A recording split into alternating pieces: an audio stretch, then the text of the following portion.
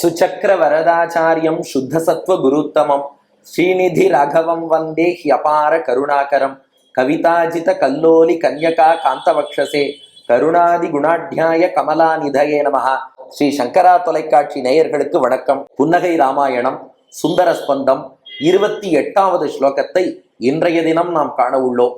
இப்ப என்ன காட்சின்னா, இந்த முன் ஸ்லோகம் சீதை சொன்னா இல்லையா, ஹனுமான் அசோகவனத்தை துவம்சம் பண்றதை பார்த்ததும் திரிஜட்டை மற்ற அரக்கிகள்கிட்டெல்லாம் பார்த்துக்கோங்க எவ்வளவு பெரிய ஆள் வந்திருக்காரு தெரியுறதா, அப்போ ராமதூதனுக்கே இவ்வளவு வலிமைன்னா ராமன் எப்படி இருப்பான், அதனால நீங்கள்லாம் சீதையிட்ட சரணாகதி பண்றது நல்லதுன்னா.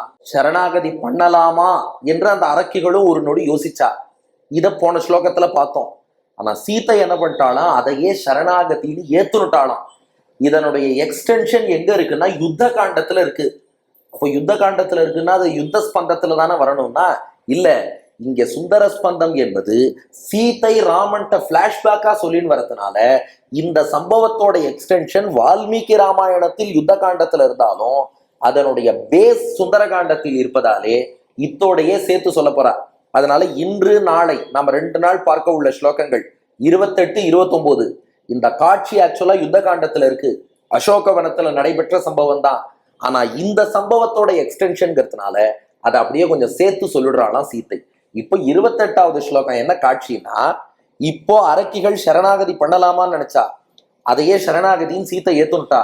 அதனாலதான் பின்னாடி யுத்தம் எல்லாம் ராமராவண யுத்தம் பூர்த்தியாகி ஹனுமான் சீதையிடம் வந்து எந்தை சோபனம் ஏந்திழை சோபனம் என்று ராமபிரானுடைய அந்த வெற்றி செய்தியை பாடுகிறார். சீத்தையும் ஆனந்தப்பட்டா.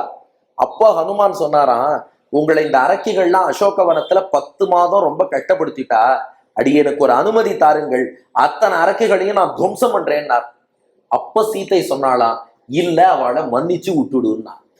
ஏன் மன்னித்தாள் அப்படின்னா, அவ சரணாகதி பண்ணலாமான்னு நினைச்சா இல்லையா, அதையே சரணாகதின்னு ஏத்துனுட்டேன், அதனால் தான் அவர்களை மன்னித்தேன்னு இது பின்னாடி நடந்ததை ராமனிடம் சீதை எடுத்து சொல்றாளாம். அதுதான் இப்ப சுந்தர ஸ்பந்தத்தின் 28வது ஸ்லோகம்.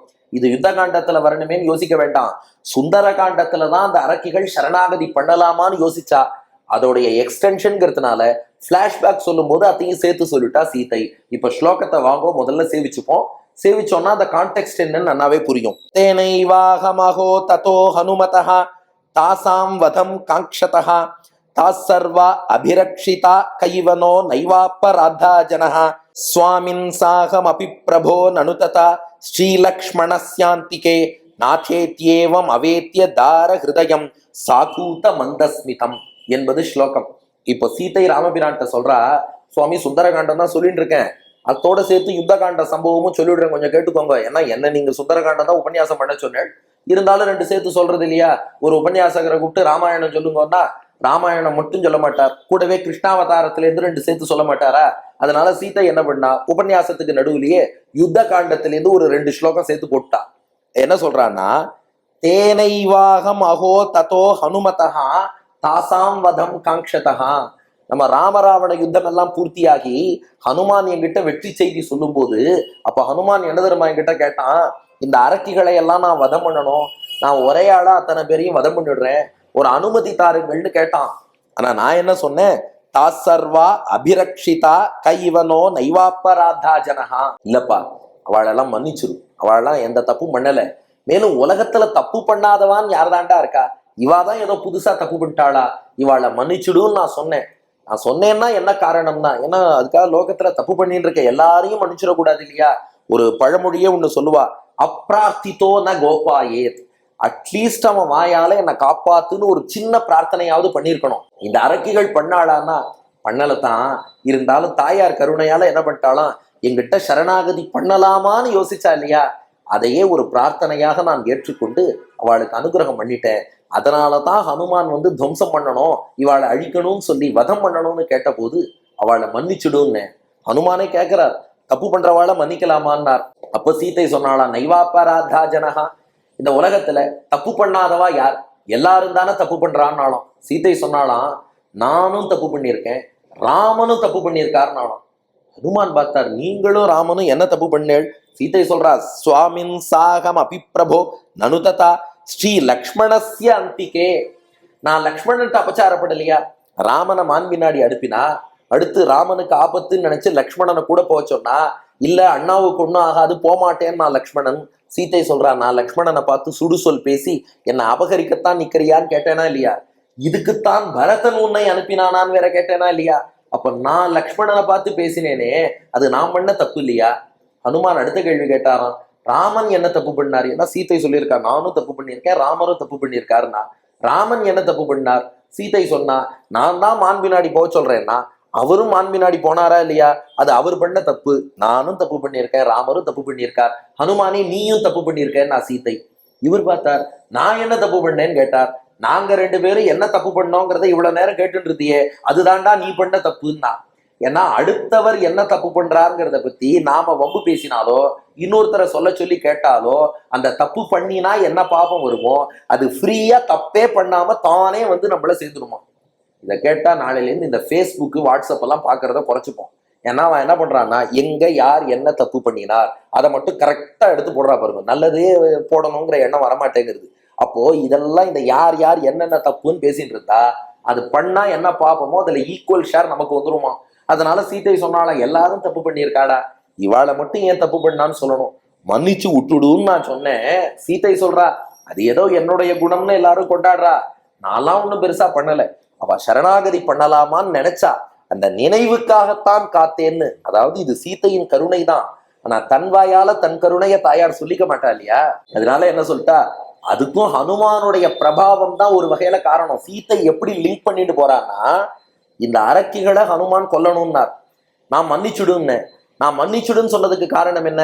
அவ திருந்தலாமான்னு யோசிச்சது. அவ திருந்தலாமான்னு ஏன் யோசிச்சா? திருஜடை சொன்னதுனால. திருஜடை ஏன் அவள்கிட்ட சொன்னா? ஹனுமானுடைய பிரபாவத்தை பார்த்து, இவன் எவ்வளவு பெரிய ஆளா இருக்கான் அதனால திருந்துங்கோன்னா. அப்ப சீத்தை எப்படி அதை லிங்க் பண்ணி கொண்டு வந்துட்டான்னா, ஹனுமான் அசோகவனத்தை துவம்சம் பண்ணதை பார்த்ததுனாலதான் அரக்கிகளுக்கே மனமாற்றம் ஏற்படலாமாங்கிற மாதிரி ஒரு ஃபீலிங் வந்தது. அந்த ஃபீலிங் வந்ததுனாலதான் நானே ஹனுமான்ட்டேருந்து காப்பாத்தினேன். அதனால பாக்குறவாள்லாம் ஹனுமான் ஏதோ கொல்ல வந்தார் நான் காப்பாத்தினேன்னு நினைக்கிறா. இல்ல, கிரெடிட் கோஸ் டு ஹனுமான். அவருடைய சாகசத்தை பார்த்துத்தான் எங்கிட்ட சரணாகதி பண்ணலாமான்னு அவ யோசிச்சிருக்கா என்று சீத்தை சொல்ல, இது ஏவம் அவேத்திய தார ஹிருதயம் சாகூத மந்தஸ்மிதம். இப்படி சீத்தை தன் திருவுள்ள கருத்தை வெளியிட, ராமா அதை கேட்டு நீ புன்னகை செய்தாயே, அதுதானே இந்த புன்னகை என்கிறார் வில்லூர் சுவாமி. அப்ப பாருங்க, சுந்தர காண்டத்திலேருந்து யுத்த காண்டத்துக்கு சீத்தை எப்படி முடிச்சு போட்டு இந்த புன்னகையை வரவழைச்சிருக்கான்னு. ஹனுமான் சுந்தர காண்டத்துல அசோகவனத்தை துவம்சம் பண்ணார், இதை பார்த்து தான் அரக்கிகள் பயந்தா, அதனாலதான் சரணாகதி பண்ணலாமான்னு யோசிச்சா. அவ அப்படி யோசிச்சதுனாலதான் யுத்த காண்டத்துல பின்னாடி ஹனுமான் அவளை கொல்லட்டுமான்னு கேட்ட போது மன்னிச்சு விட்டுடுன்னு நான் சொன்னேன். யாருதான் தப்பு பண்ணல, மன்னிச்சுடுன்னு சொன்னேன். ஆக மொத்தம் அவ சரணாகதி பண்ணலாமான்னு யோசிச்சதுக்கு கூட ஹனுமானுடைய பராக்கிரமம் தானே காரணம் என்று சீதை சொல்ல, அதை கேட்டு ராமன் புன்னகை செய்தான் என்பது இந்த ஸ்லோகத்தின் கருத்து. இப்போ 3 விஷயம்.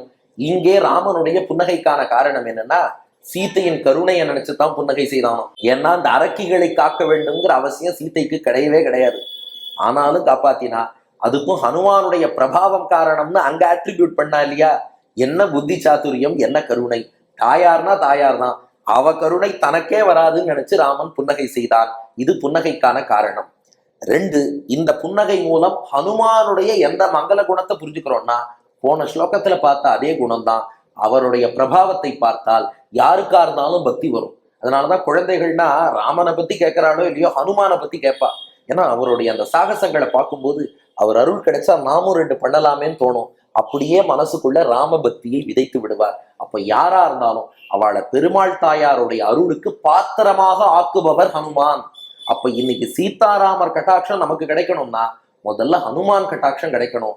அதனாலதானே இவாளும் சீத்தையினுடைய அருளுக்கு பாத்திரமானான்னா ஒரு வகையில் ஹனுமான் தானே அதுக்கு காரணம். அப்ப அவர் எல்லார் மனத்திலும் பக்தியை விதைப்பவர். அந்த குணத்தை புரிஞ்சுக்கிறோம். 3, இதை ரசிப்போருக்கு என்ன பலன்னா, பெருமாளுடைய கருணை என்பது நமக்கு முழுமையாக பரிபூரணமாக கிடைக்கும். பெருமாளுடைய கருணை, தாயாரின் கருணை, ஆஞ்சநேயரின் கருணை, 3ஐயும் ஒருங்கே பெற வாங்கோ ஸ்லோகத்தை சேவிப்போம். தேனைவாகமகோ ததோ ஹனுமதஹ தாசாம் வதம் காங்க்ஷதஹ தாசர்வ அபிரக்ஷிதா கைஹனோ நைவாப்பராத்தா ஜனஹ சுவாமின் சாகம் அபி பிரபோ நனு ததா ஸ்ரீலக்ஷ்மணாஸ்யாந்திகே நாகேத்யேவம் அவேத்திய தாரஹிருதயம் சாகூத மந்தஸ்மிதம்னு சொல்லுவோம். கருணை மழையில் நனைவோம். நன்றி, வணக்கம்.